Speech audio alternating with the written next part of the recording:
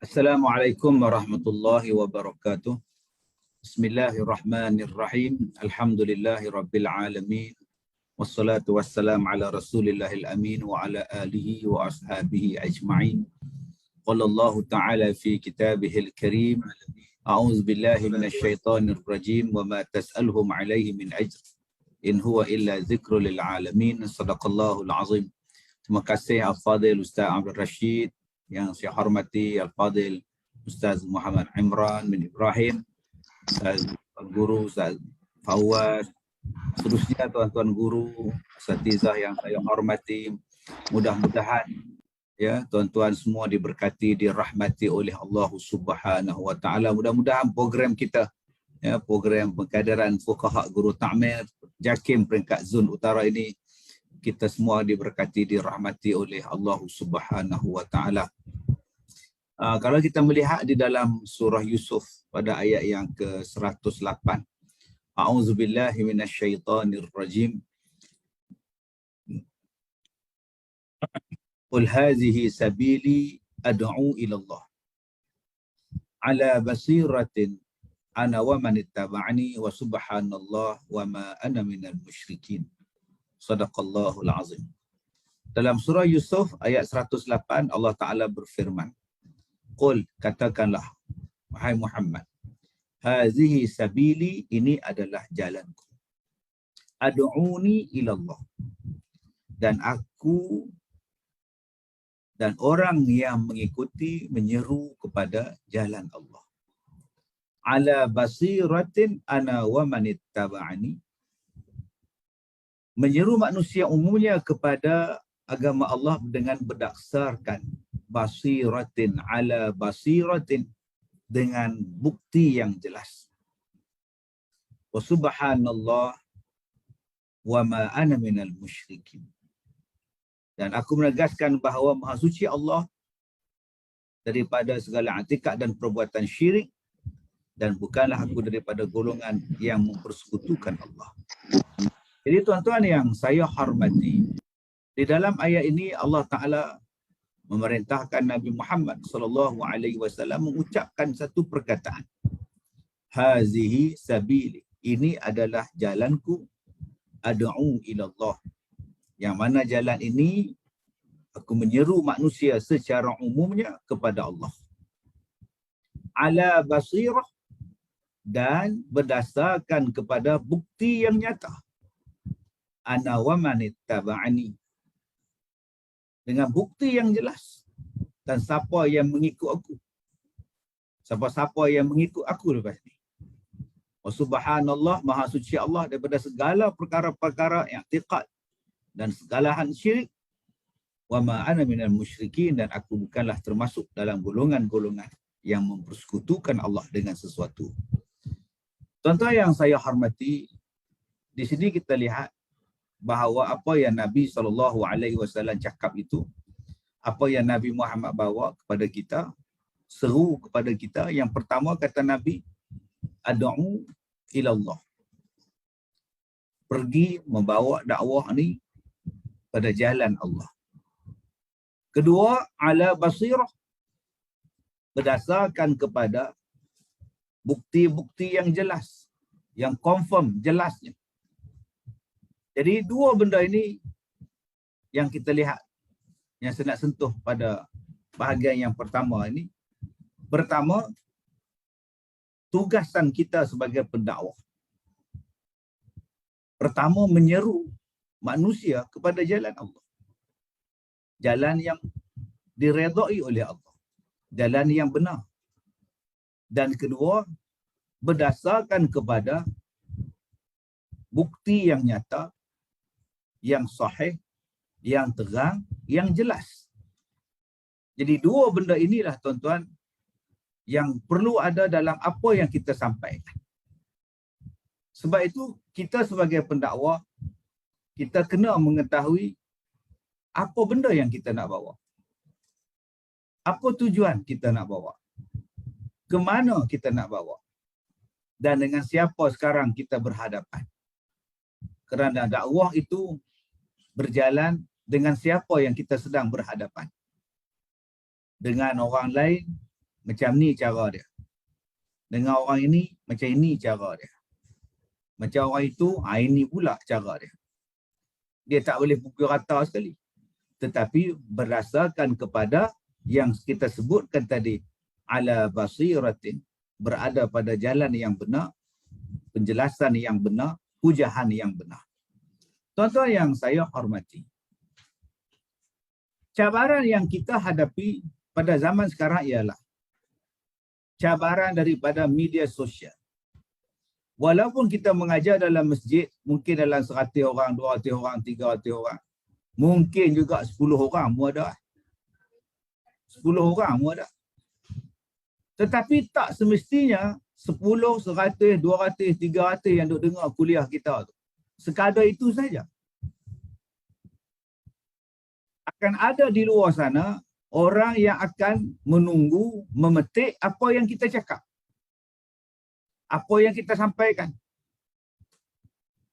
Kalau salah, kalau tak betul, itulah yang akan kita dapat. Kalau benda itu betul, pun ada benda yang kita akan dapat.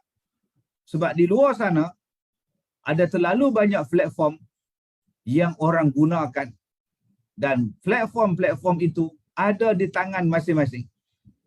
Ada yang dipanggil YouTube, ada yang dipanggil TikTok, ada yang dipanggil Instagram, ada yang dipanggil Telegram, WhatsApp. Dan apa yang kita cakap akan orang petik. Ini adalah cabaran paling besar yang kita hadapi sekarang. Kadang-kadang dia petik macam Ustaz Fawaz sebutkan kepada kita tadi. Kita cakap lain. Ada sambungan daripada 5 minit yang terawal. Tapi dia ambil 5 minit yang terakhir. Dan itulah yang akan diviralkan. Kadang-kadang dia ambil satu benda yang menjadi pertikaian. Maka di-highlightkan kita. Sedangkan tidak diambil daripada konteks keseluruhan pengajian kita selama 1 jam setengah. Dia cuma ambil dalam 5 minit, 10 minit. Dan selepas itu kita mula akan dipertikai, dihentam dan sebagainya. Ini adalah cabaran zaman sekarang. Sebab itu kalau kita bercakap di atas ala basirah, di atas penglihatan yang benar, atas jalan yang betul, pujahan yang betul, insya-Allah. Sebab kita tahu bahawa bukan semua orang yang datang belajar untuk belajar. Mereka datang ialah untuk menilai setakat mana ilmu kita. Nak test setakat mana ilmu kita. Nak tengok setakat mana kepandaian kita. Dan mereka bukan datang untuk belajar. Mereka datang untuk mencari salah kita. Sebab itu saya sebagai penceramah, di antara benda yang paling saya kena jaga, yang paling saya takut, ialah kamera-kamera yang berada di hadapan saya. Handphone yang berada di hadapan saya. Setengah orang dia rasa seronok bila dia ceramah, bila dia kuliah. Handphone dia dekat 30. Dekat 30. Ada duk rakam yang dia cakap. Bagi saya susah hati. Sebab mereka menyiarkan ceramah kita. Satu, disiarkan tanpa izin. Kedua, dikopi, dikat, dipotong tanpa mengikut editing yang betul. Diambil daripada sudut yang lain daripada apa yang kita nak cakap. Yang ketiga, mereka boleh edit apa-apa saja. Sebab itu bukan semua yang datang itu jujur. Kadang-kadang mereka datang itu sebab benda yang lain. Mereka akan membuat satu benda, konten. Sebab bila ramai orang tengok, maka kadang-kadang ada penghasilan yang mereka dapat daripada apa yang mereka siarkan. Mereka dapat wang. Kalau makin ramai tengok, makin ramai pula yang akan melihat dan ramai pula yang akan memberi. Yang ni yang sebab itu zaman sekarang ni tuan-tuan, orang berlumba-lumba bawa handphone, bawa kamera dan masuk dan diberikan tajuk yang ganas-ganas dalam YouTube. Tajuk yang hebat-hebat dalam media untuk orang tonton. Jadi kalau kita tidak berhati-hati, berdasarkan kepada ayat 108 surah Yusuf, kita akan terperangkap. Dan saya sendiri pun sebagai pendakwah berapa kali dah ya dipotong, diambil lain daripada konteks kita bercakap. Macam Ustaz Fawaz sebutkan tadi, kadang-kadang kata-kata gurauan kita tu, kita gurau, orang tanya kita, yang hak gurau tu diambil. Macam tadilah soalan bab kubur. Roh berjumpa dengan roh, dia pun tanya apa Ustaz? Tak tahu dia pun tanya apa. Macam kita gua ajak minum kopi ya. Yang tu dia pun ambil. Sekadar yang tu kita duk menyembang, yang tu mereka petik. Sebab itu tuan-tuan yang saya hormati, Allah Ta'ala jelaskan kepada kita. Dalam surah Yusuf ini Allah Ta'ala jelaskan kepada kita apa benda yang dijelaskan oleh Allah.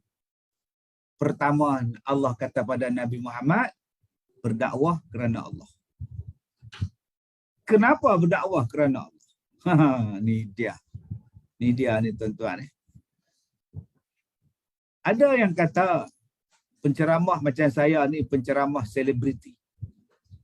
Penceramah yang keluar dalam media, baik televisyen, baik radio dan mana-mana saluran media, maka dipanggil sebagai penceramah selebriti.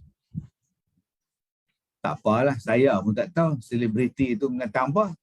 Dah orang suruh, dah ada orang panggil penceramah selebriti, saya pun penceramah selebriti sekali lah. Buat macam mana? Dah tua-tua ni, untuk jadi penceramah selebriti lagi. Tak tahu.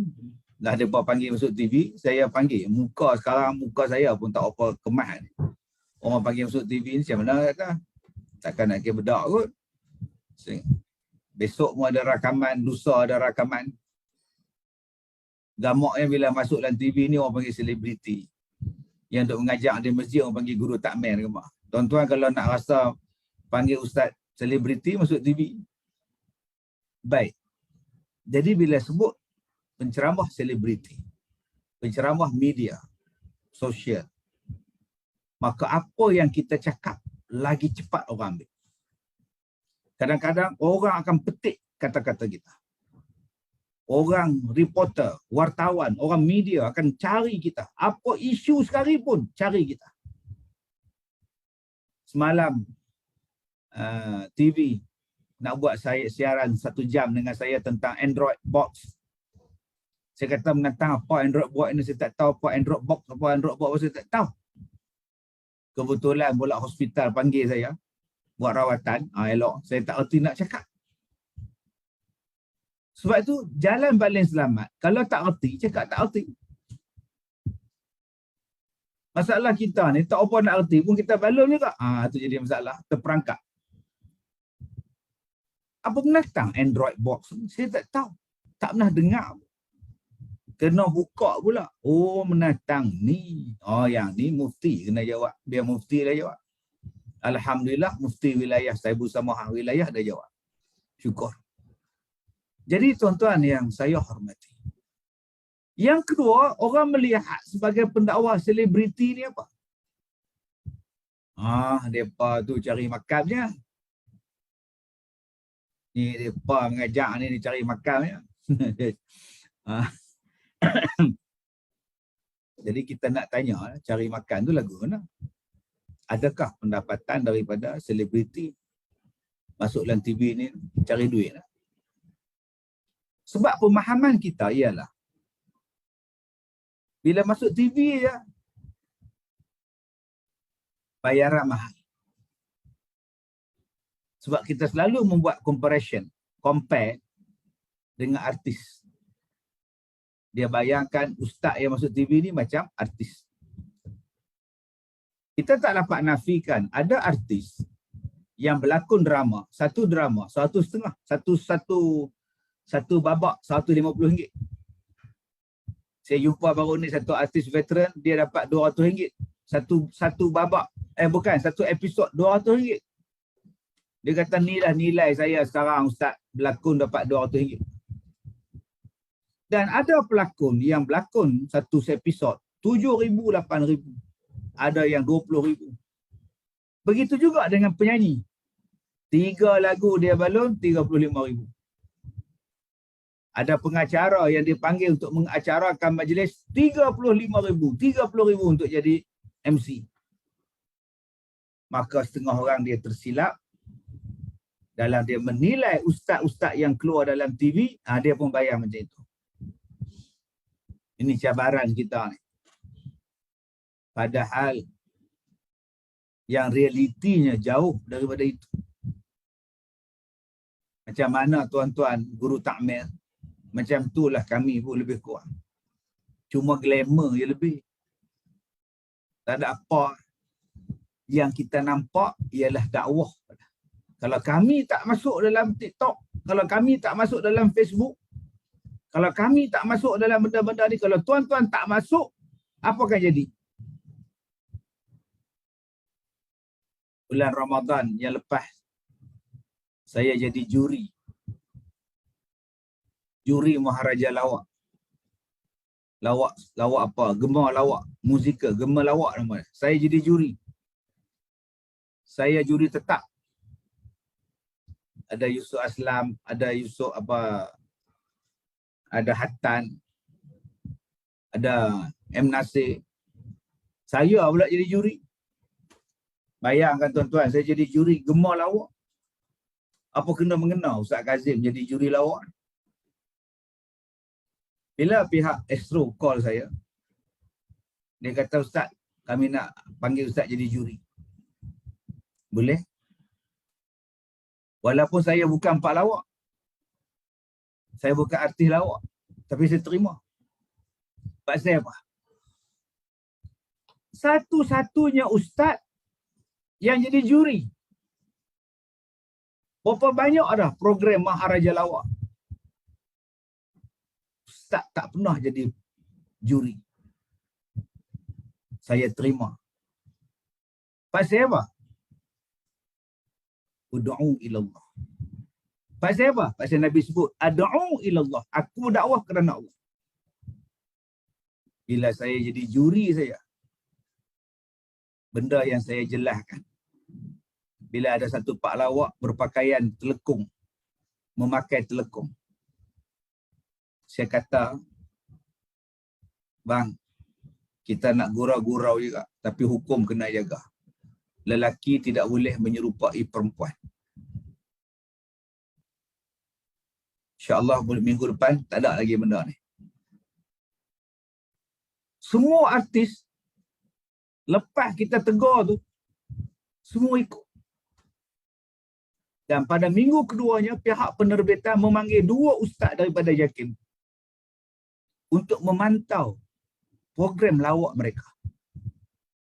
Supaya tidak ada kata-kata yang menyalahi daripada peraturan agama, tidak ada pakaian yang melanggar batasan agama, dan tidak ada benda-benda yang merosakkan daripada sudut akidah dan sebagainya. 2 ustaz daripada JAKIM pula. Duk tengok mereka, duk tengok latihan mereka, tengok konten mereka. Sebab itu saya katakan kepada tuan-tuan yang saya hormati, kena ada orang-orang macam ni. Di masjid ada orang macam ni. Di surau ada orang macam ni. Di masyarakat ada orang macam ni. Dalam televisyen kena ada orang macam ni. Di mana-mana pun mesti ada orang agama. Dan orang agama ni kena jelas. Ialah kamu berdakwah di situ. Dia kata, Ustaz jadi juri memanglah Ustaz terima berapa ribu bayaran dia orang pada Ustaz. Saya duduk di Ipoh. Saya berulang ke Kuala Lumpur, ke Bukit Jalil. Minyak saya berapa, tol saya berapa, penginapan saya berapa. Semua tanggung sendiri.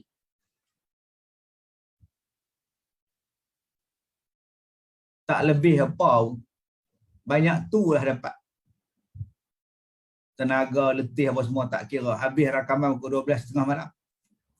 Daripada petang, berjam-jam duduk. Saya kata aku bukan nak duit. Kalau aku kira duit, aku tak mai. Tapi aku kira nak dakwah. Sebab saya fikir lepas ni mungkin ustaz tak boleh jadi juri dah. Maharaja Lawak. Alhamdulillah tuan-tuan. Alhamdulillah. Ada kesan dia. Supaya lawak tu tak jadi lawak. Jadi bila kita jelas, kita ni sebagai apa? Pendakwah. Jelas. Tuan-tuan, walaupun kadang-kadang apa yang kita buat tu mula-mula dia jadi kontroversi, tuan-tuan. Apa ni? Tambah orang kita belah utara pula. Kembung PBB ni. Apa?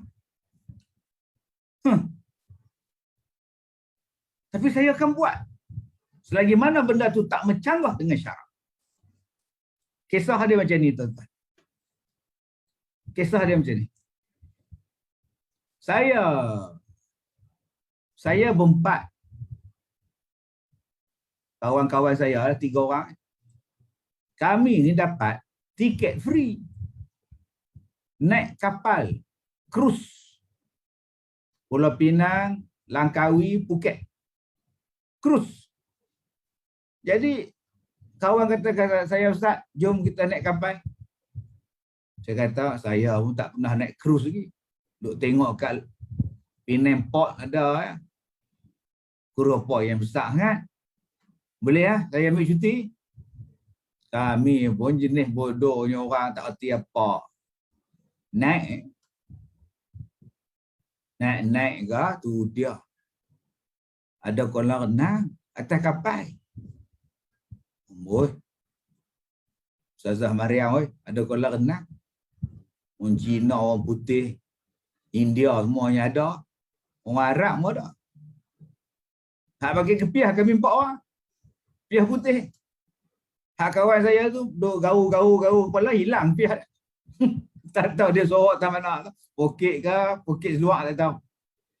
Sudah. Tak apa.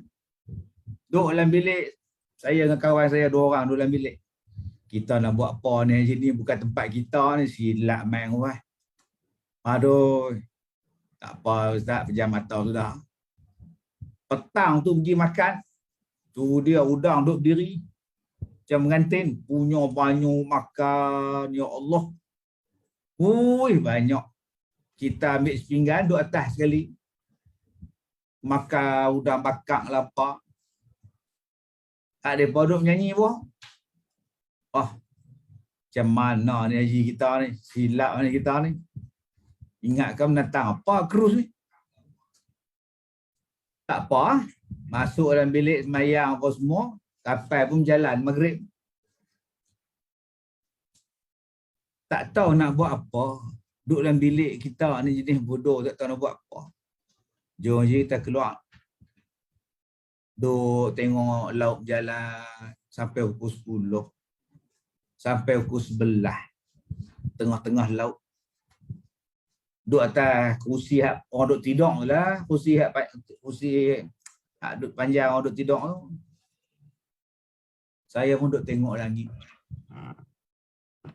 Bila saya tengok langit, bintang, bulan apa semua, saya terduduk. Saya duduk, saya tengok laut. Saya tengok langit, saya tengok laut. Saya tengok saya atas kapal. Saya teringat tuan-tuan ayat Quran tu. Inna fi khalqis samawati wal ard wa ikhtilafil laili wan nahar. Saya ingat ayat tu. Saya ingat ayat wal fulkil lati tajri fil bahri bima yan. Saya ingat ayat tu. Bukankah aku sekarang ni ada atas kapal? Dan ada kapal ni Allah Ta'ala sebut dalam Quran. Wal fulkil lati tajri fil bahr. Dan kapal-kapal tu berlayar di atas lautan. Allahu Akbar. Punya kecilnya kapal nak banding dengan laut yang luas. Punya kecilnya kapal nak banding dengan langit di atas kepala. Baru saya insaf. Aku tak nampak kenapa Allah letak aku di sini. Baru pukul 11 malam ni baru aku nampak. Kecilnya aku, halusnya aku di tengah ciptaan Allah yang maha agung, maha besar. Terus mai dalam kepala otak saya. Saya kata kat kawan saya, dan meninggal dah kawan saya ni, Ustaz Mukhtar. Saya kata, tak. Kita bawa student kita naik kapal ni. Kita tukar tempat orang mandi ni jadi tempat sembahyang. Tempat kita duduk-duduk ni jadi deck ni. Kita sembahyang qiyamul lail. Buat sembahyang malam. Kita zikir, kita buat kuliah, kita buat ceramah. Kawan saya kata, setuju. Setuju. Singgah di Phuket, singgah di Krabi. Saya jumpa kawan saya di Phuket. Macam mana kami nak main melawat hampa ni? Pi ke Langkawi. Jumpa YB apa kali kahwin dah. Dia tak jadi YB lah, kalah pilihan raya. Balik tuan-tuan. Saya jumpa dengan syarikat kapal ni. Kami nak ambil satu kapal. Nak ambil satu kapal dia nak 4 juta. 4 juta. Tu YB Nawawi tu. Ingat kawan saya. Ustaz Nawawi ni. Mudah-mudahan sihat lah YB ni. 4 juta. Mana nak ada duit 4 juta? Nak sewa dia 4 juta.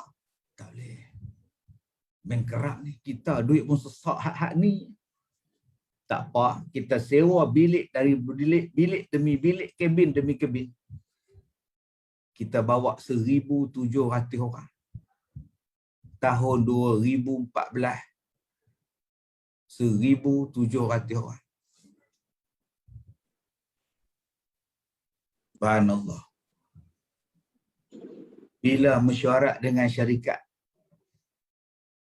apa kami minta? Nombor 1. Pekerja-pekerja yang sambut kami tutup aurat.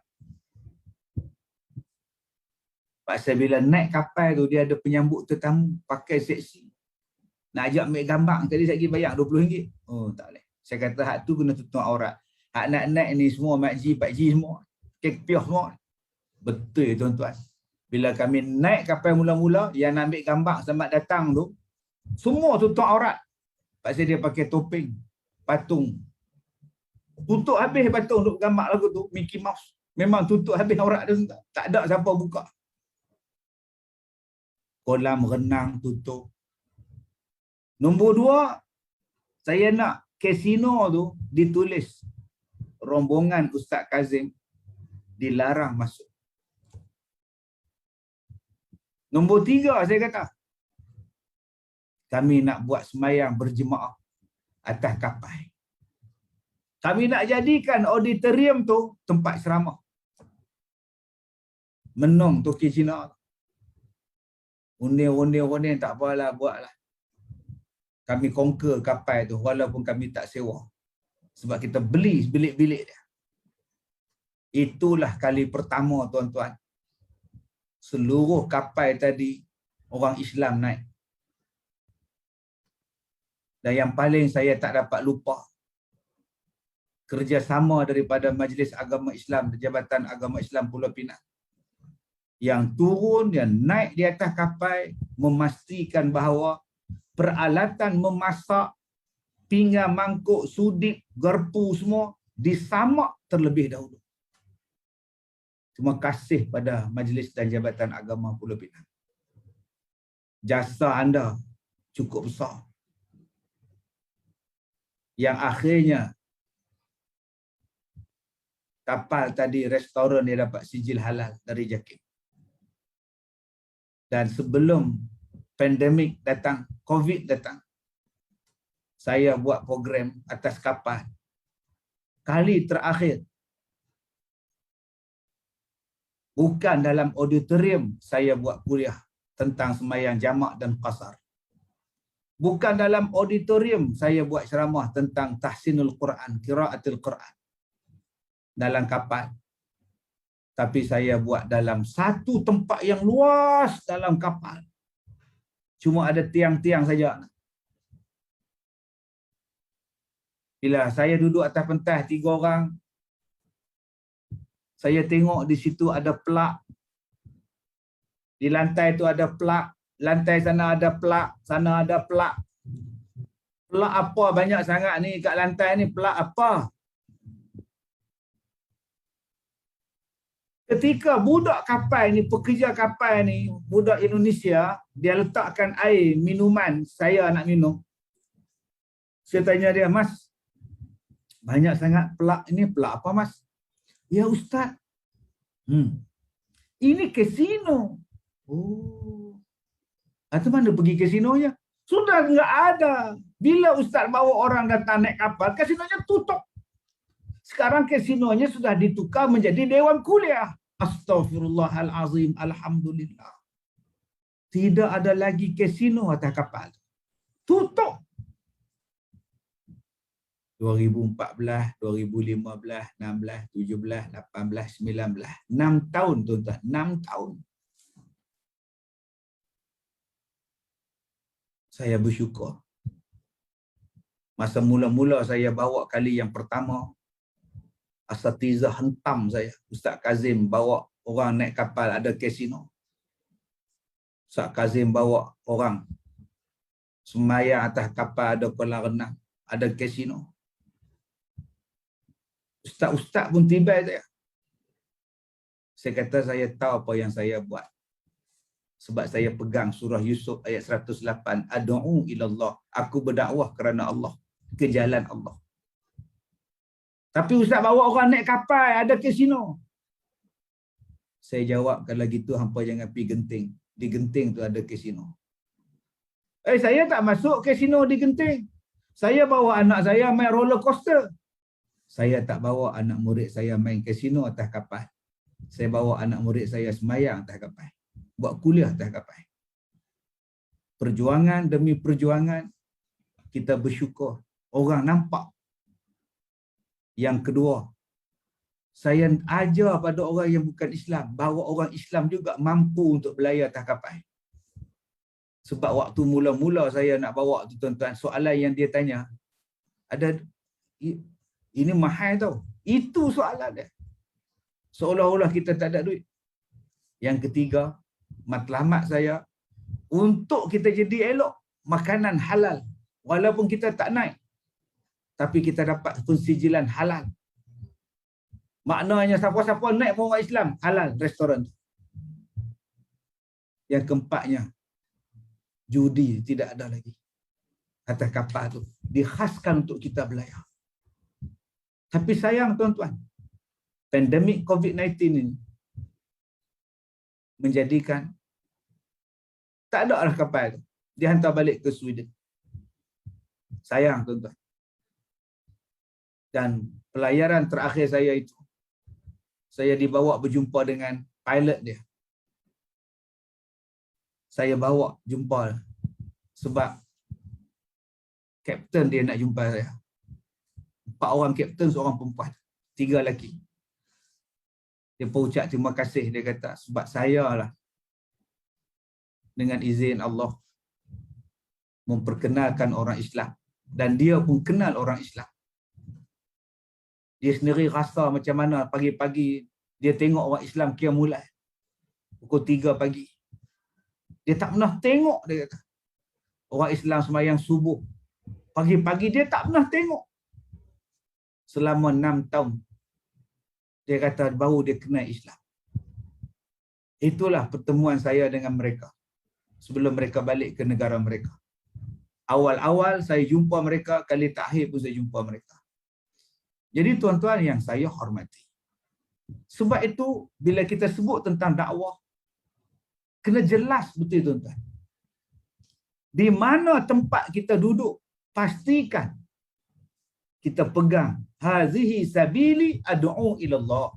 Ini adalah jalan aku dan aku buat kerja ni untuk menuju pada Allah, kerana Allah. Kalau tuan-tuan yakin pada jalan tu betul, teruskan. Walaupun orang hentam tuan-tuan. Orang tibai tuan-tuan. Saya baca bila saya bawa kapal tu ada satu mufti hentam saya dalam Facebook. Tak lama lepas tu saya tengok dia pula bawa orang naik kapal. Dia pula bawa orang naik kapal. Dia kepala pula. Jadi tuan-tuan yang saya muliakan, bila kita jelas tentang matlamat ke mana kita nak bawa, insya-Allah. Dan apa yang kita buat tu kena betul. Jelas. Bila kita turun ke tempat tu baru kita tahu dengan siapa kita nak dakwah. Apa cara nak dakwah. Saya dulu mengajar di masjid. Yang datang tu semua orang baik-baik. Tahun 91 saya mengajar di masjid. Buka kitab. Macam-macam kitab buka. Ramai semua baik-baik. Nak cakap apa? Ni semua baik. Tapi bila saya keluar lebih daripada masjid dan surau, saya jumpa dengan orang yang lebih perlukan dakwah. Terbeliak mata saya. Bila saya keluar lagi ke hadapan, macam-macam orang saya jumpa. Luahnya lagi tuan-tuan. Ya Allah, selama ni aku ni, aduh. Sebab tu dulu saya mengajak di Pulau Pinang. Masjid Batu, Masjid Matan Janggut, Masjid Haji Rashid Sungai Dua. Tu apa ke nama atau bukit belah-belah bukit Mentajam pun. Masjid lupa tu lebih Hashim lah apalah. Penuh mengajar tu. Taman Pau, Taman Berau. Macam-macam. Lalah saya berhenti, saya tarik diri. Pengurusi telefon, setiausaha telefon. Ustaz, tak mau main tempat kami lah kah? Main lah, mengajak, main balik. Saya kata tak apa Tuan Haji. Bagi pada ustaz yang boleh masuk masjid. Kenapa Ustaz? Awak ya? Sebab saya nak pergi ke satu tempat yang ustaz-ustaz ni tak boleh masuk. Saya boleh masuk masjid, ustaz ni pun boleh masuk masjid. Kalau dua-dua duk berkumpul tang situ, rugi. Sekarang ni saya boleh masuk tempat lain. Saya pergi tempat lain pula.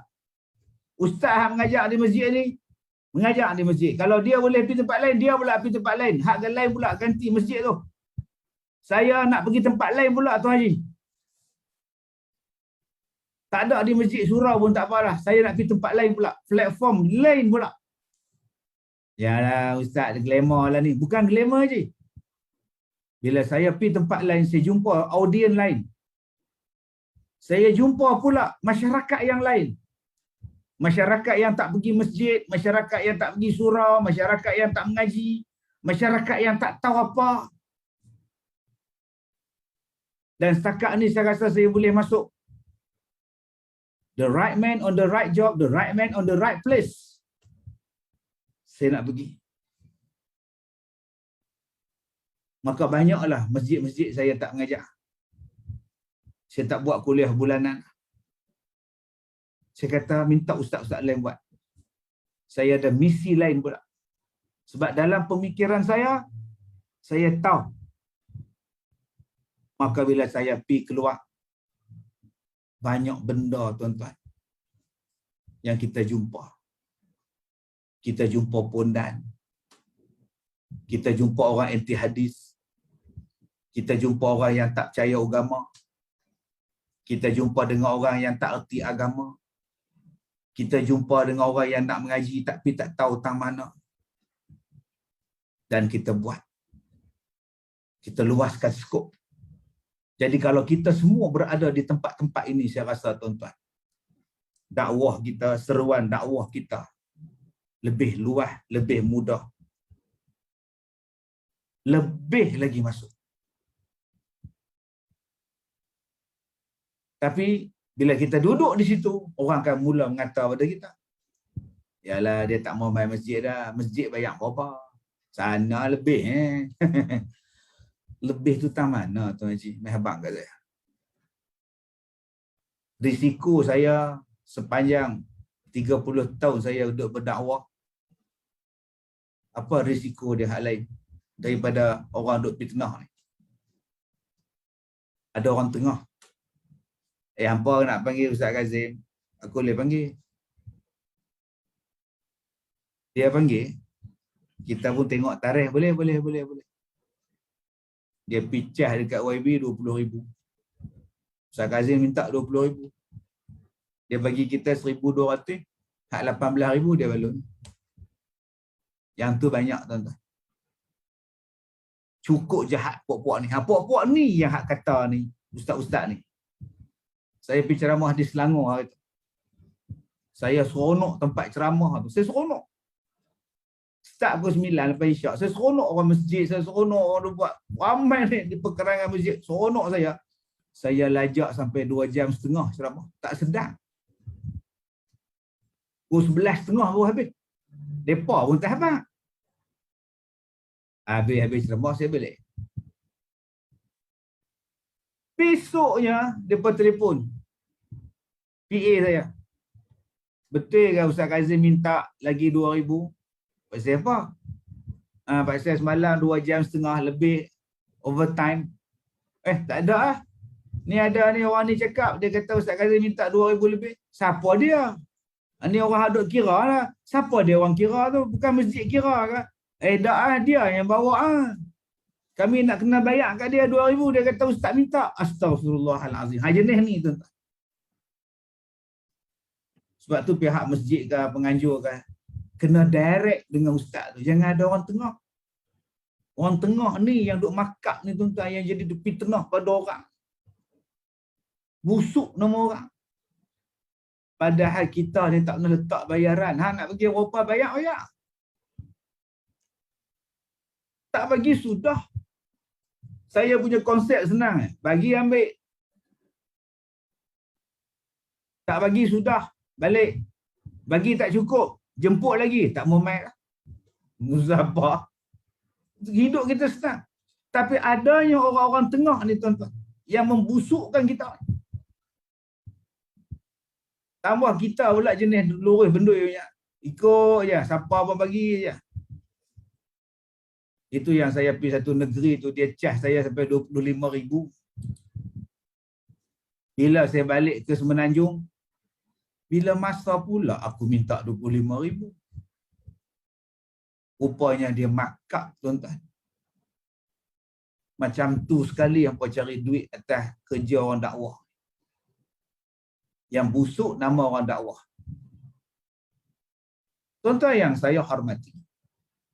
Jadi, saya minta pada tuan-tuan, para guru, tuan-tuan guru. Kadang-kadang dalam bidang dakwah kita, kita kena buat satu benda yang gempak. Yang orang lain tak pernah buat. Yang orang lain tak pernah buat, yang orang lain terkejut dengar kita buat.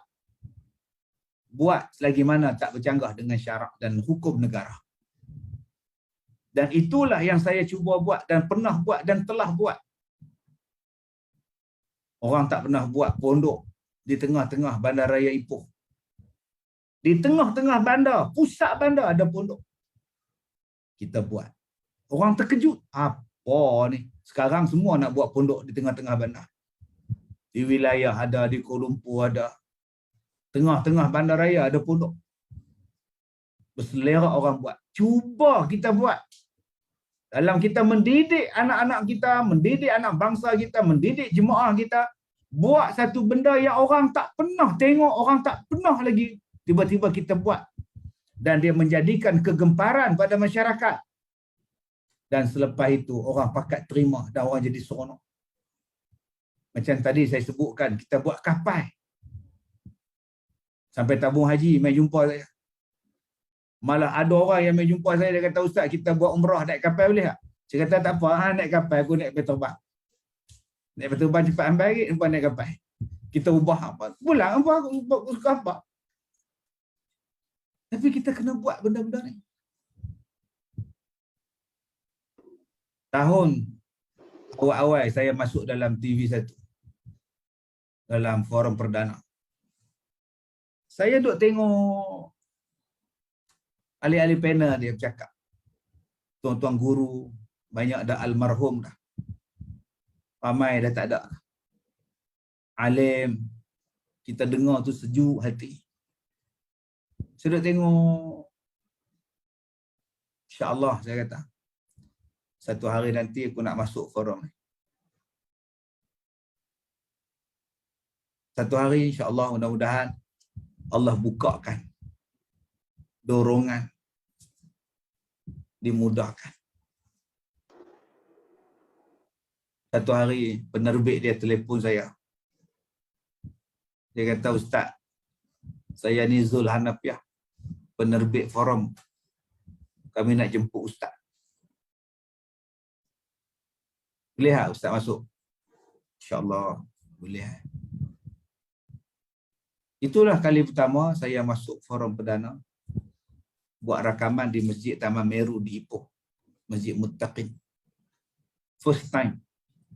Mesyuaratnya berjam-jam. Mesyuarat dekat sebuah hotel di Ipoh. Berjam mesyuarat.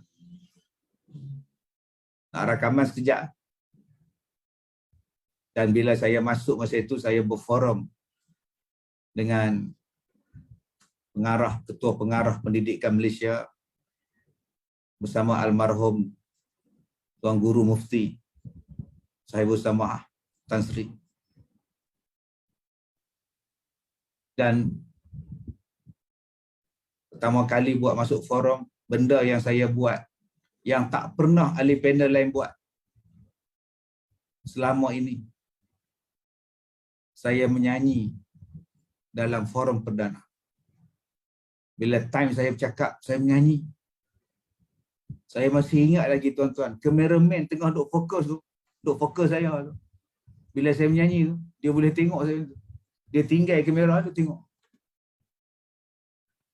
Penerbit dia tu, ground floor punya penerbit tu, GM tu, yang duk pusing suruh berhenti tu. Berhenti tengok. Tak pernah kecoh Ustaz Kazim menyanyi dalam forum perdana.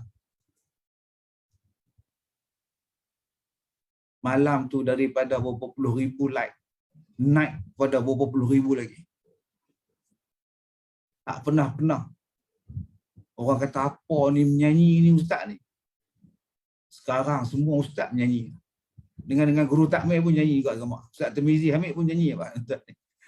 Semua menyanyi.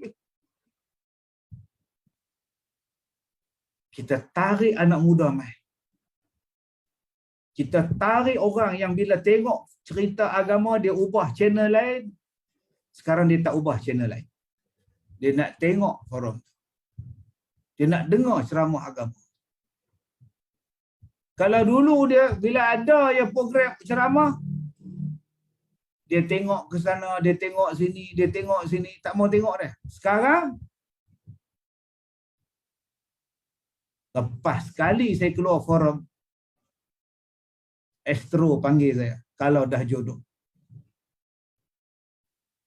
2011, 2012. TV1 panggil forum perdana Ehwal Islam.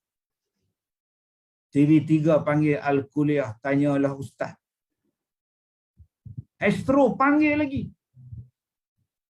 Saya tak tahu berapa puluh rancangan saya dalam TV. Saya ada rancangan talk show saya sendiri. Kopi Pemoga bersama Ustaz Kazim. Ala Kazim. Musim 1, musim 2, musim 3. Apa cerita koma? Musim 1, musim 2. 30 minit Ustaz Kazim. Santai bersama Ustaz Kazim. Saya tak tahu.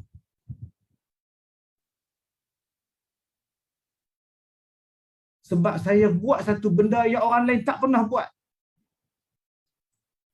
Kadang saya menyanyi lagu Hindustan. Saya bukan nak bagi lara pada orang. Tujuan saya supaya mereka melekat depan TV. Dan mereka minat pada ceramah agama di masjid di surau selepas itu. Mereka minat pada pengajian selepas itu. Alhamdulillah tuan-tuan, bermula 2011 sampailah sekarang. Tuan-tuan lihat sekarang ini kecenderungan masyarakat untuk belajar. Untuk menuntut ilmu. Cukup membara. Cuma saya bawa dalam diri saya. Kena jelas bahawa dakwah kerana Allah. Yang kedua saya kata tadi, bawakan basiratin ala basiratin buhtanan Jelas. Sebab saya tahu di luar sana akan ramai manusia yang tidak suka macam mana ramainya yang suka.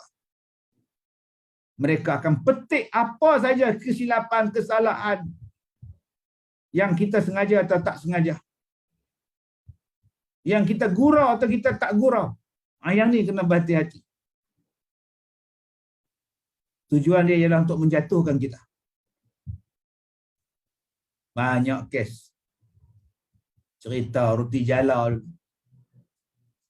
Kita cerita, saya kuliah kitab Bahrul Mazi jilid 14, jilid 8, minta maaf. Saya mengajar kitab Bahrul Mazi jilid 8, bab nikah kahwin. Bab perkahwinan Nabi. Nabi menikah dengan Zainab, makan apa? Nabi kahwin dengan apa nama Aisyah, apa buat? Nabi menikah dengan Hafsah, apa buat? Makanan apa? Apa nama mas kahwin dia apa? Kita cerita. Nabi, perkahwinan Nabi yang paling mahal, makanan dia adalah dengan Zainab. Buat jamuan hebat, makan roti. Apa nama? Dengan kuah daging. Kita ceritalah. Setakat roti biasa, ya tu pun mahal lah. Macam kita lah makan roti jala gitu ya. Yang tu orang petik. Lain orang kata, lain dia pun faham. Macam kita sini lah, setakat roti jala cicah kuah kari je lah. Cuba buat kenduri macam tu. Tak orang kata kat kita. Mereka kata Nabi makan kenduri, nikah dengan roti jala apa? Jamu roti jala. Orang kata kita lain, mereka faham kot lain. Nak menjawab kita, mereka tak mau. Mereka nak petik. Tapi saya tak ada apa lantak pergi. Aku suka apa, aku jelas apa aku cakap. Pergi dengar balik ceramah aku. Hak orang hak dengar tu faham, hang yang tak dengar hang tak faham. Orang cerita kitab nak bagi faham roti sarit tu apa? Nabi bagi jamu makan kegemaran Nabi, Nabi makan roti sarit. Sarit tu roti apa? Kita terah hak tu ya. Tuan-tuan yang saya muliakan. Yang ketiganya tuan-tuan yang saya hormati. Yang kita sebagai guru kena membangkitkan kesedaran kepada pelajar-pelajar kita kepentingan ilmu pengetahuan dan pendidikan. Yang ni dalam konten pengajian kita, konten pengajaran kita, kita kena tunjukkan kepentingan membangkitkan masyarakat supaya sedar dalam menuntut ilmu. Dengan cara yang bijak, dengan cara yang penuh hikmah. Sabili rabbika bil hikmah wal mau'izatil hasanah. Kita tak boleh nak condemn orang dalam kuliah kita, dalam ceramah kita. Tak boleh nak condemn ustaz sana, tak boleh nak condemn ustaz sini. Itu cara dia. Itu cara dia, kita kena hormat cara dia. Biar pergi kat dia, selagi mana benda tu betul. Tapi sekarang kita lihat, orang menggunakan media sosial untuk condemn ustaz-ustaz. Sama-sama ustaz, condemn sama-sama ustaz. Kutuk sama-sama ustaz. Bila ustaz sama ustaz bertelagak, anak murid jadi macam mana? Sebab tu saya seronok tuan-tuan di bawah guru takmir, khususnya Zul Utara ni, boleh buat meeting Zoom macam ni. Kita bincang apa yang tak kena. Kita bahas apa benda yang perlu dibahaskan. Kita boleh tegur apa benda yang patut ditegur. Sedangkan di luar sana ni tuan-tuan, mereka bukan macam tuan-tuan. Mereka tak ada bahas, mereka tak ada nyimbang, mereka tak ada tanya, mereka tak ada telefon apa pun tak ada kerja nak tibai dalam Facebook. Tibai dalam TikTok. Maka masyarakat akan kata apa ni, ustaz sama ustaz pun bergaduh. Malas aku ikut hampa. Sebab tu hari ni apa berlaku, orang akan kata pendakwah pun tak boleh pakai, ustaz pun tak boleh pakai, da'i pun tak boleh pakai, pencetus rumah pun tak boleh pakai, semua. Memang tujuan dia nak menjatuhkan asatizah. Kalaulah kita para asatizah ini bersatu, bersama-sama, berada dalam satu jemaah, insya-Allah banyak masalah dapat kita settle. Kita kuat sebab kita bersatu. Sebab tu tuan-tuan di bawah pentadbiran Takmir, JAKIM, gunakan platform ni baik-baik. Bersatu, kuat, solusi satu, keputusan satu, tindakan pun satu. Sama ya. Supaya orang ramai kata, yang ni aku nak pegang. Betul dia cakap, sama ya. Ni kadang-kadang orang jadi pening. Ustaz ni cakap macam ni, hak ni cakap macam ni, mana satu ni, mana satu ni, mana satu ni. Jadi pening adalah jadi huara kita. Saya sebagai pendakwah diberi kepercayaan oleh 3 stesen TV untuk melatih pendakwah-pendakwah muda. Di TV1 saya diberi kepercayaan oleh pihak JAKIM dan TV1 untuk melatih bintang kecil. Saya itu dengan ketua pengarah, bekas ketua pengarah JAKIM, dah pencen dah Tan Sri. Kemudian saya diberi kepercayaan untuk melatih pencetus ummah PU di Astro. Dan yang ketiga, saya diberi kepercayaan untuk melatih menjadi mudir mursyid pada da'i di TV3. Sepanjang beberapa musim saya melatih mereka menjadi pendakwah. Lahir daripada stesen ini berpuluh-puluh pendakwah muda yang bergerak dalam dakwah di Malaysia sekarang ni. Tetapi ianya tidak lepas daripada timbulnya isu. Macam-macam isu yang ditimbulkan. Dan saya sebagai guru, mudir, mursyid yang melatih mereka turut terkesan bila cerita-cerita sensasi tentang mereka terbit di media, di arus perdana. Untuk makluman tuan-tuan, saya melatih mereka. Saya bawa mereka duduk di sekolah saya, di pondok saya di Al-Barakah di Manjung. Mana-mana peserta yang tersingkir, saya panggil mereka duduk sini, belajar. Dan saya mengajar yang teruskan perjuangan sampai ke peringkat akhir. Dan selepas daripada mereka keluar pun, saya ajar lagi. Untuk makluman tuan-tuan, tuan-tuan guru, mereka ni bukan budak-budak yang kita kata ini semua tak mengaji ni. Tunggu ustaz lah. Mereka doktor. Mereka doktor pun ada. PhD. Ada yang duduk di Mesir 7 tahun. Ada yang Azhari, Universiti Azhar. Ada yang Jordan. Ada yang belajar di Jordan. Ada UIA. Ada yang hafiz 30 juzuk. Belajar di Mesir. Yang balik dari Syria. Dan mereka bukan orang biasa-biasa. Mereka juga orang mengaji. Mereka ada ilmu. Dan mereka masuk itu untuk memudahkan dakwah mereka di dalam arena Malaysia. Saya melihat potensi yang ada pada mereka ini untuk menarik anak-anak muda kesedaran menuntut ilmu. Walaupun saya pada mereka tu macam bapa, tapi saya ajar pada mereka cara-cara nak mengajar. Dengan orang tua macam mana, dengan budak universiti macam mana, dengan sekolah menengah macam mana, dengan orang kampung macam mana, dengan budak-budak sekolah macam mana. Tapi kita tak dapat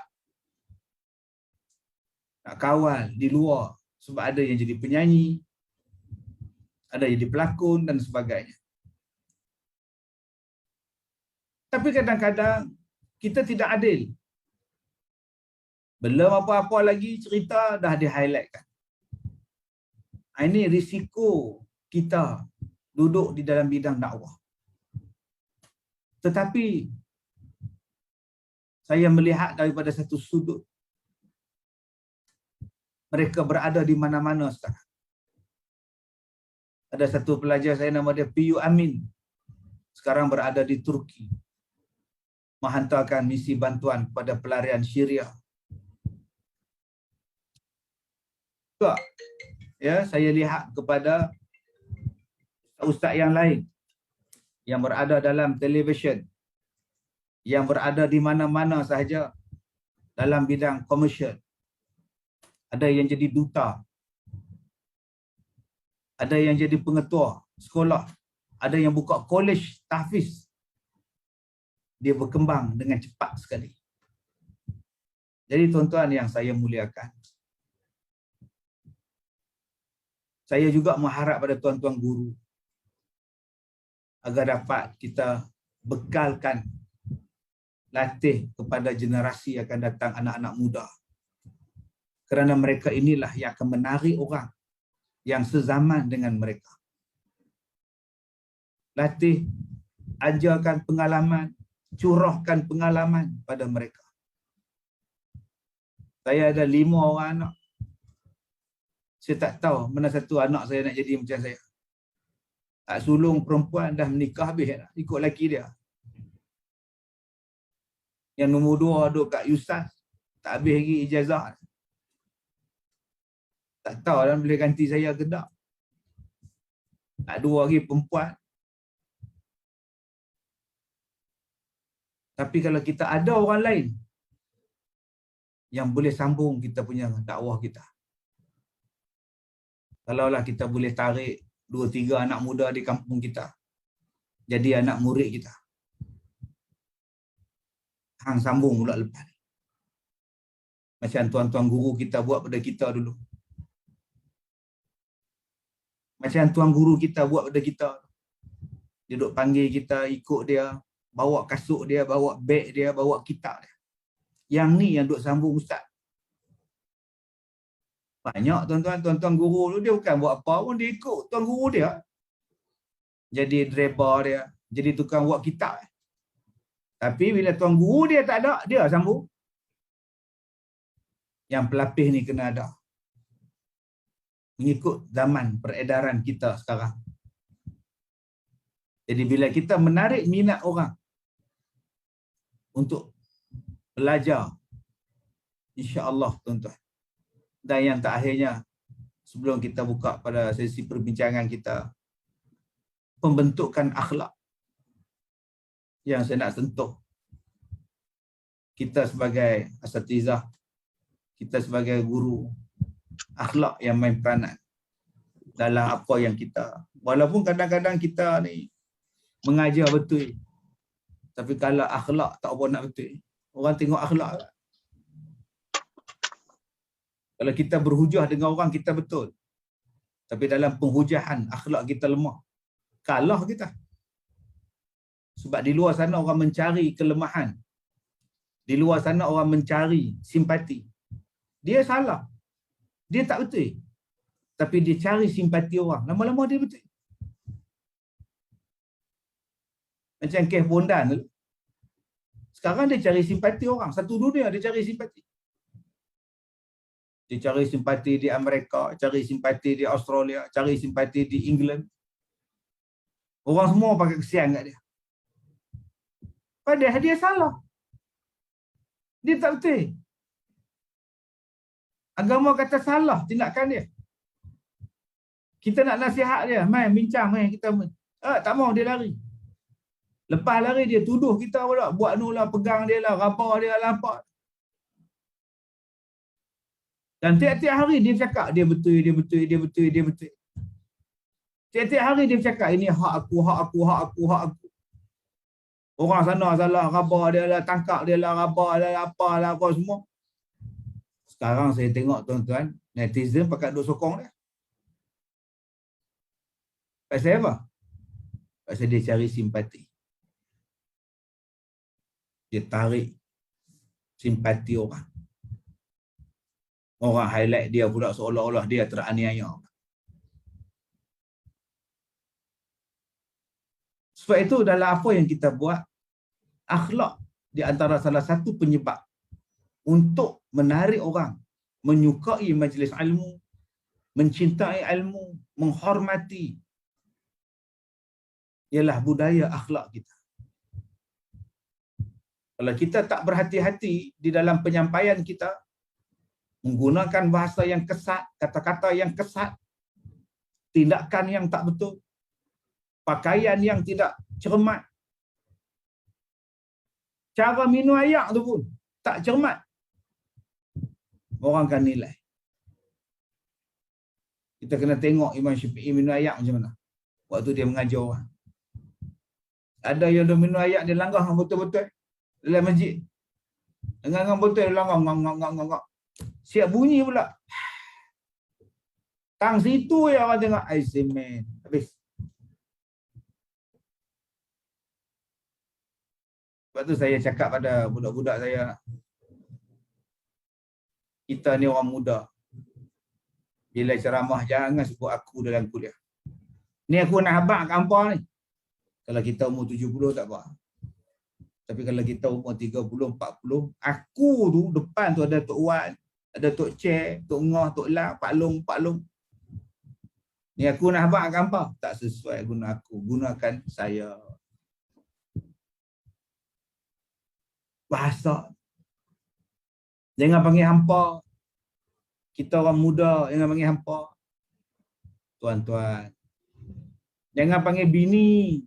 Panggil isteri. Ni saya nak habaq kat hampa ni. Bini hampa lagu mana? Bini yang kata. Sebutlah orang rumah. Sejuk hati makcik dengar tu orang rumah. Bini tuan-tuan, bini kita tak mau sebut orang rumah. Kita tiru Quran. Tiru surah Al-Baqarah 222. Wa yas'alunaka 'anil mahid qul huwa azan fa'tazilun nisaa fil mahid wa la taqrabuhunna hatta yadkhul fa idza tatahhanna fa'tu min haitsu amarakumullah. Allah gunakan wala taqrabuhunna. Jangan kamu hampiri mereka. Apa makna hampir tu?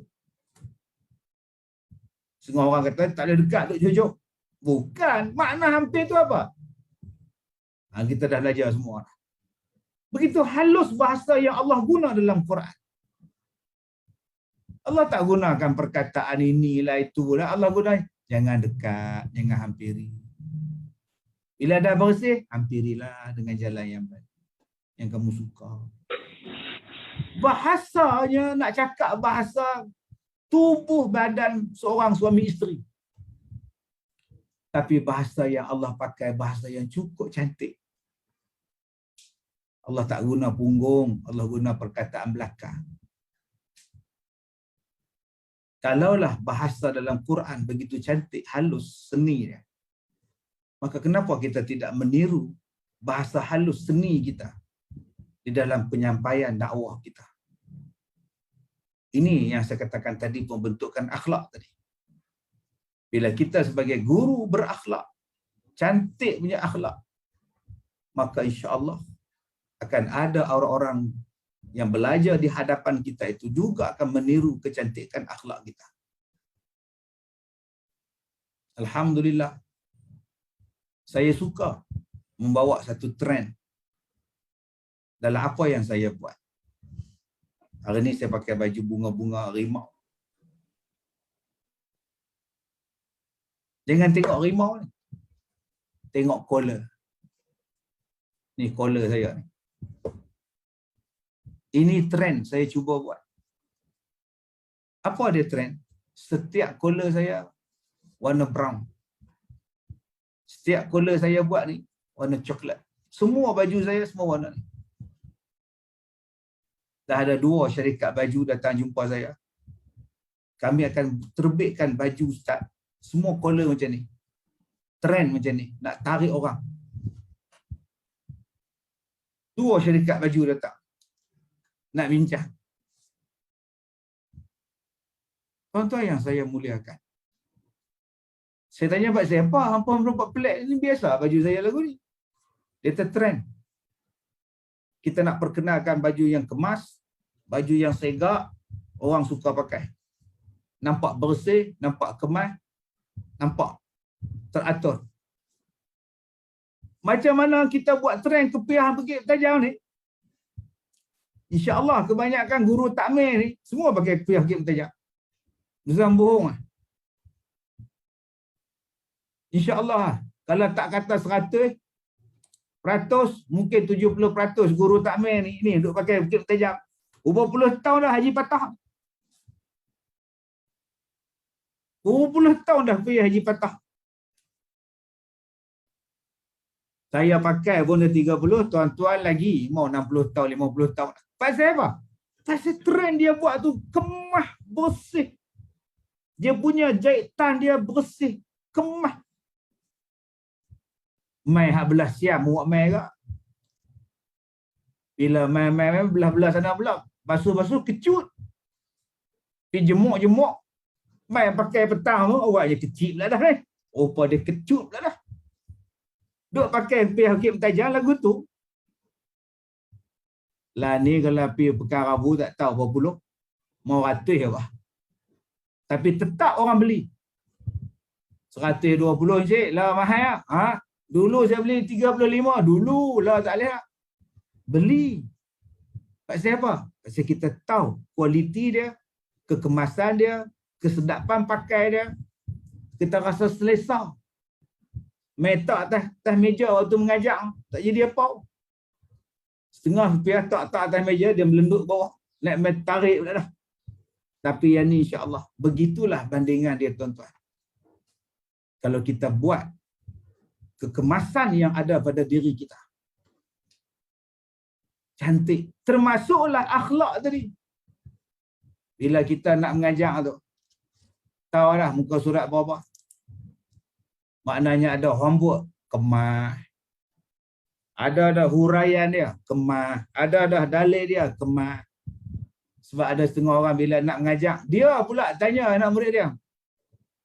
Sampai tak mana tu? Siapa ingat? Muka surat berapa tu? Ah, sudah tuan-tuan. Siap dia main Eliok ni. Tak mana tu. Apa, tak mana. Tanya anak murid lagi, mereka lupa. Mereka dengan mereka tak buat kitab. Ni tanya apa kat mereka? Yang bawa kita seorang. Tuan-tuan. Alhamdulillah. Buat macam mana dah macam tu kita dilatih. Jemaah kita ni sakit pinggang, sakit lutut, biasa. Amai pun tua-tua cari tiang. Tapi kita boleh ubah mereka.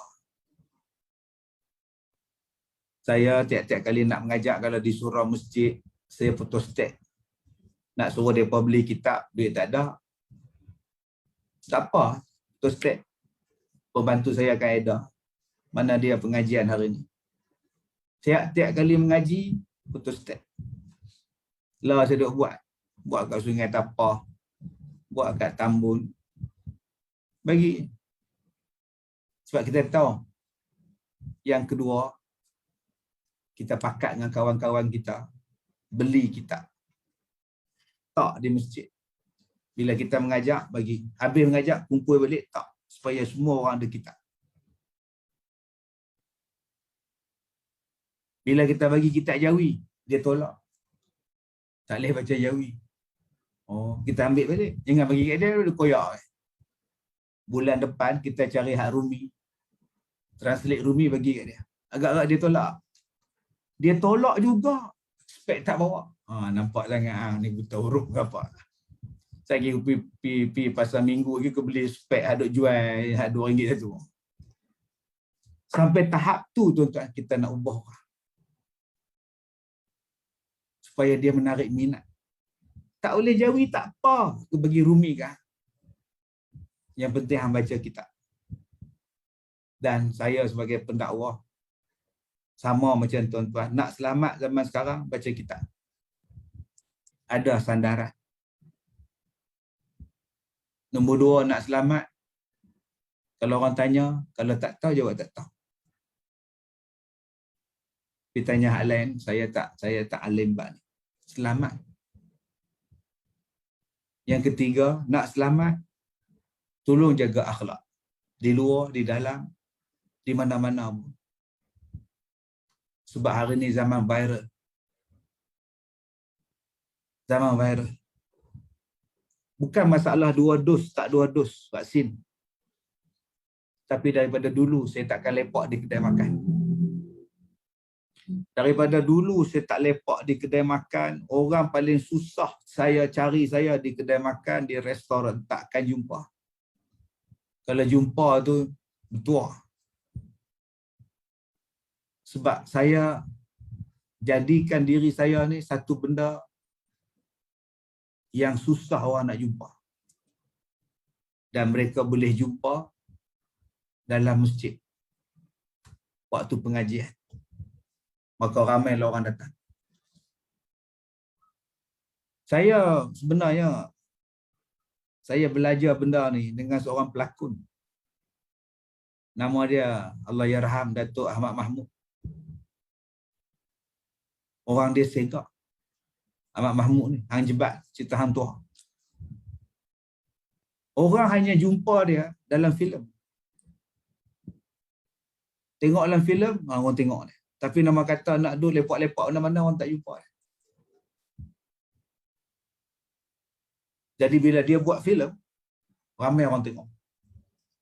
Bila dia berlakon, ramai orang nak tengok. Pasal jarang jumpa. Macam kita sekarang ni, pelakon-pelakon ni, dia lah pengacara, dia lah penyanyi, dia lah duduk makan kedai kopi. Dia lah duduk beratok beli burger. Bila dia buat filem, siapa nak tengok? Aku jumpa dia kemarin. Siapa nak tengok dia? Aku jumpa dia kemarin kat Pasar Borong. Buat drama tak laku. Buat filem tak laku. Tunggu-tunggu buat filem hantu pun laku. Maka saya buat macam itu. Nak jumpa Ustaz Kazim, main sekolah. Nak jumpa Ustaz Kazim, tengok TV. Nak jumpa Ustaz Kazim, main rumah. Nak jumpa Ustaz Kazim, waktu dia ceramah. Masjid ke, Padang ke, waktu dia main. Orang nak tengok, oh ni dia Ustaz Kazim ni. Maka pada masa tu, tak boleh buat ceramah dalam masjid. Pecah masjid. Kena buat di Padang. Buat Padang pula orang marah. Pasal kecil, tak nampak. Screen besar pula. Jadi itu nilai yang kita buka pada diri kita. Kita bentuk diri kita supaya orang suka. Dan kita satu benda yang susah tak dapat. Maka orang cari kita. Jadi, kalau kita ni tak nampak nilai-nilai tu, orang tak hormat kita. Melawak lebih kurang. Gelak lebih kuat pada orang. Habis, duduk kedai kopi tu, duduk minum kopi tu, dia gelak paling kuat. Kalah tu, tukang ambil order. Kopi O01. Kalah orang ambil order. Dia gelak. Siapa tu? Itu guru takmir. Oh, lain macam takmir. Sebab tu tuan-tuan, nilai tu kena ada. Pembentukan nilai tu. Hebat dia. Hemah dia tu. Yang ni yang saya rasa kena ada tuan-tuan. Tu yang nama dia Tuan Guru. Tuan Guru ni bila lalu ya, semua tunduk. Bila dia mengajar ya, tak ada siapa cakap. Tu nama Tuan Guru. Saya hari tu, saya ni tu bodoh tak mana saya tahu. Ceramah di Gerik, atas pada Gerik, nak pergi Bengalan Hulu. Depa jemput saya ceramah lepas isyak. Saya duduk di Ipoh. Dia kata, Ustaz, Ustaz ceramah lepas isyak. Saya kata, pasal apa? Tak buat lepas maghrib, boleh balik awal. Jom, dah ada maghrib, ada program lain. Ustaz punya giliran lepas isyak. Tak apa. Saya sampai 8.15 saya sampai. Masuk dalam masjid, tengok. Sunyi sepi. Diam semua. Duduk mengaji. Siapa duduk mengajar ni? Tak ada kata nak bangun jalan, cakap duduk kaki 5 masjid ke, lepak kata tangga, tak ada. Saya pun masuk dalam masjid, tengok-tengok yang mengajar tu. Tok Guru patih gering kalau hulu keruh. Saya kata, Allah, aku ni silap dah. Aku nak ceramah apa depan Tok Guru. Saya turun untuk jumpa penganjur, aku balik. Apa tu dengan Tok Guru, aku tak layak. Saya nak cakap tuan-tuan, Masya Allah. Hak duk mengaji dengan dia ni dia. Punya tawaduk. Hormat. Sebab tu tok guru kita dulu kesan daripada kita sekarang. Kesan daripada anak-anak murid dia, ribu anak-anak murid ni. Hak ni lah yang jadi guru takmir. Yang ni lah jadi guru pondok. Yang ni lah jadi tok imam masjid, tok lebay semua. Kesan daripada pendidikan guru-guru kita dulu. Mereka membina akhlak, saksiah yang cukup hebat. Kepribadian yang cukup hebat. Saya masih ingat lagi pada arwah tok saya. Arwah nenek saya. Nenek saya orang panggil mak guru. Tok saya orang panggil tok guru. Saya ingat lagi tuan-tuan waktu saya kecil. Macam mana orang kampung main hantar kayu api. Main longgok depan rumah duk susun kayu api hak bersilang. Sekali lagi nama main siram pokok apa ni, main siram apa nama bubuh ayak dalam tempayan. Sampai lah sudah ingat. Sekali lagi bendang kami depa buat dulu. Lepas depa buat bendang kami, baru depa buat bendang depa. Depa buat hak tok guru dulu. Bila nak pergi sembahyang raya, depa main rumah kami dulu. Lepas makan, lepas salam dengan tok guru, baru pergi masjid sembahyang. Sembahyang raya. Sampai lah saya teringat. Apa benda yang depa hormat sangat dengan tok guru depa. Masa tu saya budak.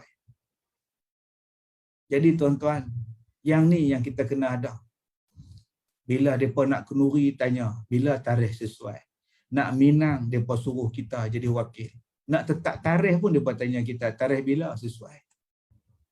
Jadi, kepercayaan itu berpunca daripada keilmuan, pengamalan ilmu, dan juga pembentukan akhlak kita. Jadi mudah-mudahan ya kita dapat meneruskan tradisi ini.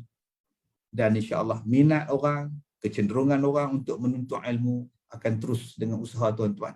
Jadi saya buka balik pada Ustaz Abdul Rashid untuk meneruskan program kita. Wallahu a'lam. Terima kasih kepada Yang Berbahagia Datuk yang telah pun memberi banyak perkongsian kepada kita semua pada hari ini dengan motivasi yang luas yang dikongsi bersama oleh Yang Berbahagia Datuk Ustaz Kazim Ilyas Al-Hafizullah. Mudah-mudahan dengan pengungsian yang diberikan, didedahkan kepada guru-guru takmir sebagai pembimbing utama bagi menyampaikan ilmu di masjid-masjid, di surau-surau, akan dapat menerima sesuatu yang dinyatakan oleh Yang Berbahagia Datuk tadi, antaranya akhlak kita. Nabi SAW juga menyatakan innamal bu'ithu liutammima makarimal akhlak. Maka dengan budi pekerti yang ada inilah antara ciri-ciri yang perlu diterapkan kepada guru-guru takmir yang diberi mandat oleh pihak Jabatan Kemajuan Islam Malaysia JAKIM dalam bersama-sama membantu JAKIM untuk mengimarahkan masjid-masjid dan surau-surau di seluruh negara ini. Khususnya di zon utara, Pulau Pinang, Kedah, Perak dan juga Perlis. Dalam bersama-sama kita melaksanakan tanggungjawab dan tugas yang diberikan oleh pihak JAKIM dan juga pihak Majlis Agama Islam Negeri dalam mengimarahkan masjid-masjid. Jadi pihak saya sekali lagi mengucapkan berbanyak ribuan terima kasih kepada Yang Berbahagia Datuk yang dapat sudi bersama-sama dengan guru takmir. Jadi di samping ini dengan sedikit masa yang ada dibuka kepada peserta guru-guru takmir kita, tuan-tuan guru, untuk berbincang, untuk menanyakan beberapa pandangan ya kepada Yang Berbahagia Datuk ya mengenai perbincangan kita ataupun mengenai surat motivasi yang dikongsi bersama oleh Yang Berbahagia Datuk kepada semua guru-guru takmir pada hari ini. Jadi saya buka kepada semua tuan-tuan guru, ustaz dan ustazah yang ada bersama-sama dengan kita di platform Zoom pada hari ini untuk berinteraksi dengan Yang Berbahagia Datuk. Jadi dipersilakan sekiranya terdapat ya daripada guru-guru takmir.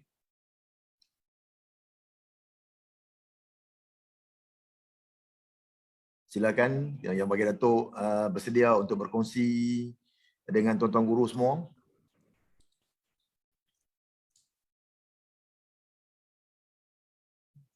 Kita masih lagi di talian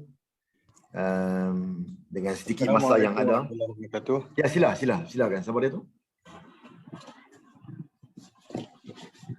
Silakan.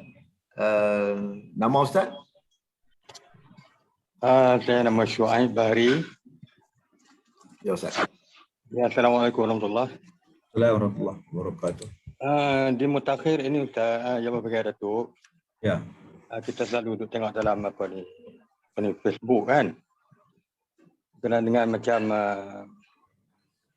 lagu-lagu kita kata apa macam pelawan ataupun bertukar siapa ataupun adalah apa ni pertelingkahan dalam Facebook tu berkenaan dengan asatizah bersama asatizah tu. Apa yang saya bagi pandangan saya lah yang kita selalu jumpa lah. Teguran, sindiran dan berbagai lah berlaku dalam Facebook tu berkenaan dengan satu kuliah ataupun ceramah-ceramah daripada asatizah tu. Jadinya apa yang terpati tu yang duk jadi permasalahan dalam perbincangan tu. Setengah daripada asatizah kita yang membawa satu cerita untuk nak menguatkan apa ni kuliah dia kan, ataupun untuk nak menarikkan perhatian, untuk nak himpunkan apa ni penggemar ceramah ni untuk hadir lah, untuk hadir mendengar sebagainya. Jadi ada juga daripada kalangan asatizah tu dia membuat satu cerita yang saya nampak lagu Israel-Iliad kan, cerita Israel Iliad yang kita tu. Jadi cumanya saya nak tanya yang berbahagia Datuk, cerita Israel Iliad ni yang berbentuk yang macam mana yang perlu ataupun yang boleh kita bawa dalam kita menengahkan dalam kuliah-kuliah kita. Adakah apa ni Iliad ni semua tu apa ni boleh kita buat cerita ataupun sebahagian yang berpandukan kepada prinsip atau konsep yang macam mana? Cerita Israel Iliad tu yang boleh kita bawa dalam kuliah ataupun ceramah-ceramah kita. Terima kasih yang bagi Datuk. Assalamualaikum. Terima kasih Ustaz. Baik, tuan-tuan yang saya hormati, di antara benda yang suka dibawa oleh kita, kebanyakan kita ialah cerita-cerita Israeliat yang disebutkan oleh Ustaz kita tadi. Kadang-kadang kita rasa pelik cerita-cerita ni pun. Tapi pasal benda tu dah umum berluar, dah orang pakai duk cerita pada dulu. Kita pun kadang-kadang, kita pun terikut-ikut sekali cerita dengan kadang-kadang dia. Kita lama dah cerita Israeliat ni tuan-tuan. Cerita bumi atas tanduk lembu lah. Cerita wali nak mati atas laut. Tanah mayat dia, laut jadi kering. Ini semua benda-benda inilah yang bila kita duk habaq dalam kuliah kita, orang counter balik, dikemukakan pula dalil-dalil dia, kita pakai duk gaduh. Cerita-cerita ni yang saya rasa kena ada satu jelas sandaran yang kita bawa. Kadang-kadang kita tak boleh cakap aja. Ada ulama berpendapat. Ada ulama kata macam ni. Kadang-kadang kita terpaksa kena ambil dalil. Sebab ada yang kata tak perlu nak suka dalil lah. Tak, kadang-kadang. Sebab sebelah sana, puak-puak yang duk hentam malah sana, mereka kemuka dalil kemah. Kitab nama apa, hak nu apa, ni, takhrij apa semua ni, dia buat keluar semua. Kita ni setakat duk cakap, ulama ada berpendapat. Jadi masalah ni. Jadi, saya sebenarnya berterima kasih, bersyukur banyak-banyak dengan laman-laman web daripada Majlis Fatwa ataupun daripada Jabatan Mufti yang menjawab setiap isu dengan segera. Jadi saya nasihat pada tuan-tuan, kalau ada kita nak bawa cerita-cerita yang pelik, tak cerita tu sendiri kita boleh fikir. Kita pun mengaji juga, kita pun mengajar pun, kita pun baca ke kitab. Tapi bila kita baca, kita duk dengar cerita ni betul ke? Maka kita ambil komputer, kita buka laman web Jabatan Mufti yang mana ke, wilayah ke, Selangor ke, Perak ke, Pulau Pinang ke, tak kira lah. Tengok apa status cerita yang kita nak bawa. Ada jabatan mufti yang cukup efisien dalam menjawab setiap satu isu. Cukup. Misalnya hadis tentang kelebihan memanah, berenang, naik kuda. Hadis tu banyak dibincangkan. Tapi bila dikaji balik, rupanya itu bukannya hadis daripada, itu kata-kata daripada Sayyidina Umar Al-Khattab radhiyallahu anhu misalnya. Tetapi ada hadis lain yang Nabi menyuruh kita jadi sihat. Sebab itu tuan-tuan, untuk kita nak lebih selamat, sebelum kita mengajar, kita tahu apa benda yang kita nak bawa dalam cerita. Macam mana kita nak sahihkan cerita yang kita bawa? Kita kena refer 2-3. Jangan tengok kepada laman web hak bersepah banyak ni. Yang tu tak tanggungjawab pun banyak. Kita ambil yang berautoriti. Apa status cerita ni? Apa status hadis ni? Misalnya cerita tentang Nabi Muhammad lalu di bawah rumah orang Yahudi. Orang Yahudi siram Nabi dengan air kotor. Kemudian bila Yahudi tu nak mati, Yahudi tu sakit, Nabi pergi makan bagi jamu dia. Tengok cerita tu betul tak betul. Memang kalau kita cerita tu seronok. Tetapi zaman kita sekarang, apa yang kita cakap, orang akan refer. Apa yang kita beritahu dalam kuliah, mereka akan cari balik. Kalau tak betul apa yang kita cakap, naya, kena kita. Jadi sebelum mereka refer, kita refer dulu. Kita mengajar ada 1 jam setengah di masjid, 1 jam di masjid, 45 minit di masjid. Kita set apa benda yang aku nak cakap. Benda yang tak berapa jelas pada aku, benda yang tak berapa clear pada aku simpan sekali. Kita hanya sampaikan benda yang betul-betul dah jelas. Itulah yang menyelamatkan kita. Dan bagaimana nak dapatkan benda itu? Nombor 1, rujukkan pada kitab yang muktabar. Nombor 2, kalau tak jumpa dalam kitab, kita boleh rujuk kepada ulama-ulama yang masih hidup di kalangan kita. Dan ketiganya, kita boleh rujuk kepada laman-laman web jabatan-jabatan mufti di tempat kita. Dengan dalil-dalilnya. Itu lebih selamat. Sebab zaman sekarang ni tuan-tuan, zaman tanpa sempadan. Kalau kita terus petik apa yang kita baca dalam Facebook, dalam laman web, kadang-kadang yang dimasukkan itu adalah cerita-cerita Israeliat yang datang daripada tokoh tambah, yang bila kita bawa dalam kuliah kita, kita mula menjadikan orang susah hati, pening kepala, dan akhirnya kita akan dipertikaikan. Jadi insya-Allah saya sebagai penceramah pun kena refer selalu. Tanya tok-tok guru. Kitab kena rujuk juga. Baru kita boleh buat. Dan apabila kita dah jelas apa yang kita cakap, orang tibai kita, tak sahih lah, tak apalah, kita berada hujah, qul hatu burhanakum. Hang hujah, aku hujahku. Mai jumpa. Sebab tu saya tak suka nak berhujah dalam laman media ni. Sebab saya akan tengok kita ramai daripada orang awam. Mai ke sekolah saya buka kitab saya, hang buka kitab hang, kita muzakarah. Dulu dalam bab kes tu saya pergi bawa kitab saya, buku saya pergi. Ni dia hak saya cakap ni, maksud saya macam ni, ni dia dalil dia. Tak mana yang salah saya cakapnya. Bukan saya kata Nabi ni. Jumpa, 4 mata jumpa. Orang besar lagi duduk tengah-tengah. Orang yang sangat besar lah, bukan gemuk, besar sungguh dalam geri dia. Jadi tengok yang mana betul. Supaya jelas. Bukan laman media, bukan untuk kita nak tunjuk siapa pandai, siapa betul, siapa alim. Nanti kita akan mengajak orang lain untuk bergaduh dalam tu. Netizen. Akhirnya sama-sama kita bergaduh. Jadi jadilah yang betul-betul. Kalau salah, tak betul, saya belajar. Minta maaf. Kalau aku betul, jangan kata hang salah. Dia cuma salah satu hak 1000, dia betul, hang lupa hak 1000. Saling hormat menghormati.